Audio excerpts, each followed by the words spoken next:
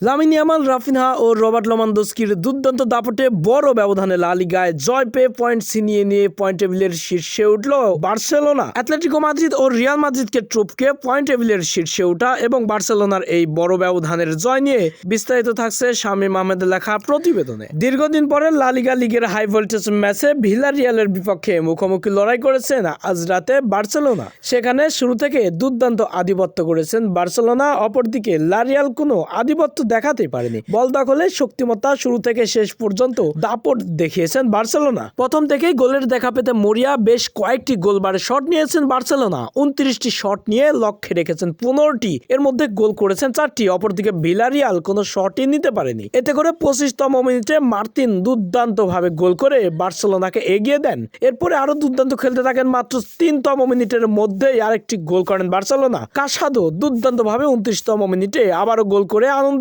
মাতান বার্সেলোনাকে। এতে করে প্রথমার্ধেই এগিয়ে যায় 2-0 গোলের ব্যবধানে। এরপরে দ্বিতীয়ার্ধে মাঠে ফিরেও একই কীর্তি, দুর্দান্ত খেলতে থাকেন লা রিয়ালের ডিফেন্স লাইনে আক্রমণের ছুরি ঘুরাতে থাকেন Barcelona. Lamine Yamal, Robert Lewandowski ও রাফিনহা আগুনের মতো জ্বলে ওঠাতে আরুহা দুর্দান্ত ভাবে 56তম মিনিটে ভিলারিয়ালের জাল কাঁপিয়ে আনন্দে উল্লাস মাতেন বার্সেলোনা। এরপরে আরো গোলের দেখা পেতে মরিয়া হয়ে পড়েন। এই 3 গোল দিয়েও শান্ত নয় বার্সেলোনা। এরপরে পোল্যান্ডের তারকা রবার্ট লেভানডস্কি দুর্দান্ত ভাবে 60তম মিনিটে দুর্দান্ত এক মারাত্মক গোল করে নিজের স্কোর শিটে নাম লেখান এবং বার্সেলোনাকে 4 গোলে এগিয়ে দেন। এরপরে শেষ পর্যন্ত 4-0 গোলের বড় এক জয় নিয়ে পয়েন্ট টেবিলের শীর্ষে উঠল এবং বার্সেলোনার রিয়াল মাদ্রিদ ও অ্যাটলেটিকো মাদ্রিদকে টপকালো এবং রাফিনহা, লামিন ইয়ামাল, রবার্ট লেভানডস্কির দাপট দেখালো ফুটবল বিশ্বকে।